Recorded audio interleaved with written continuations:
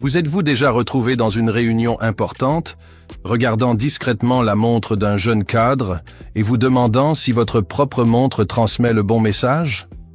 Au cours de mes 25 ans dans le monde des affaires, j'ai remarqué que beaucoup d'entre nous, hommes ayant dépassé la quarantaine, continuons à commettre des erreurs fondamentales avec l'un des accessoires les plus révélateurs, la montre. Il est impressionnant de voir comment ce petit objet au poignet peut aussi bien élever que détruire l'image que nous avons mis des années à construire. Erreur 1. Des montres disproportionnées à votre poignet et contexte. Commençons par l'erreur la plus visible. Portez des montres aux dimensions inadaptées à votre poignet. Le problème n'est pas seulement esthétique, c'est une question d'équilibre et de proportion qui communique votre attention aux détails. Lorsque nous optons pour une montre trop grande, celle de plus de 44 mm sur un poignet moyen ou fin, nous créons l'image de quelqu'un qui essaie de compenser quelques choses ou qui cherche à attirer l'attention. D'autre part, une montre trop petite sur un poignet robuste semble démodée, transmettant un manque d'actualisation. La solution est pragmatique. Évaluez honnêtement la taille de votre poignet. Pour les hommes avec des poignets moyens, 17-19 cm, les montres entre 38 et 42 mm fonctionnent généralement mieux. Si votre poignet est plus robuste, envisagez des modèles jusqu'à 44 mm. Pour les poignets plus fins, les modèles entre 36 et 40 mm créent un équilibre plus élégant. Erreur 2. Des montres sportives dans des contextes formels, et vice-versa.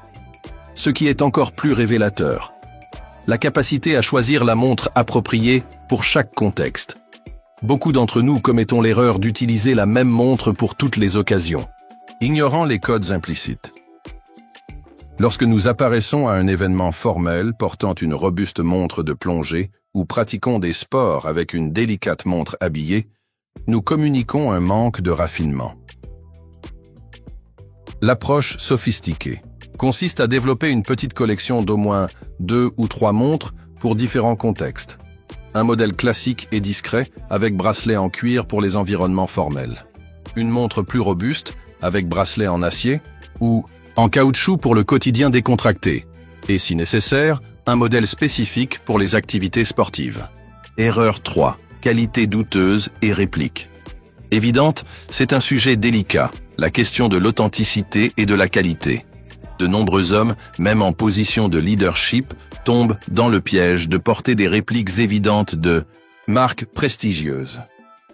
Lorsque nous choisissons de porter une réplique évidente d'une montre de luxe, nous prenons un risque énorme. Pour les yeux exercés, et beaucoup de cadres, clients et partenaires connaissent les montres, ce choix communique de la malhonnêteté ou de l'insécurité. La solution n'est pas nécessairement de dépenser une fortune. Il est plus respectable de porter une montre authentique d'une marque accessible qu'une imitation évidente. Des marques comme Seiko, Hamilton et Tissot offrent d'excellentes montres à des prix raisonnables. Erreur 4. Négliger l'entretien et la conservation.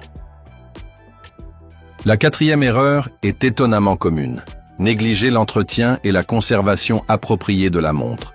Une montre bien choisie mais mal entretenue peut complètement compromettre votre nez.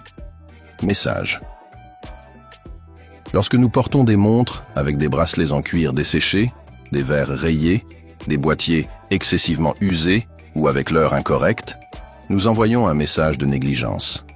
L'approche correcte comprend des routines simples.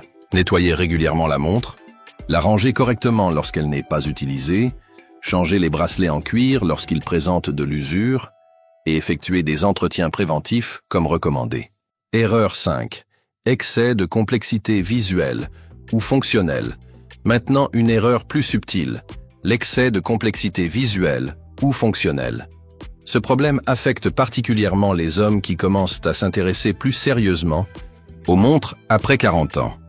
Lorsque nous optons pour des modèles excessivement complexes, avec de multiples sous-cadrans, tachymètres, chronographes et complications que nous utilisons rarement, nous risquons de sembler essayer de compenser avec la technologie ce qui manque en connaissances réelles. L'approche la plus élégante est de privilégier la lisibilité et la fonctionnalité réelle. Une montre classique avec un design épuré et seulement les fonctions que vous utilisez réellement communiquent la confiance. Erreur 6. Ignorez la cohérence avec votre style personnel et professionnel. Enfin, la 6e erreur. Ignorez la cohérence entre votre montre et votre style personnel et professionnel. Cette erreur affecte les hommes qui réussissent et qui considèrent les montres comme des objets isolés et non comme des éléments d'un système visuel intégré. Le problème survient lorsque la montre choisie ne dialogue pas avec le reste de votre apparence et de votre position. Un cadre conservateur portant une montre extrêmement avant-garde ou un directeur créatif avec une montre trop traditionnelle, les deux créent une dissonance qui compromet l'authenticité. La solution est d'aligner consciemment votre choix de montre avec votre personnalité, votre secteur d'activité et le message que vous souhaitez transmettre.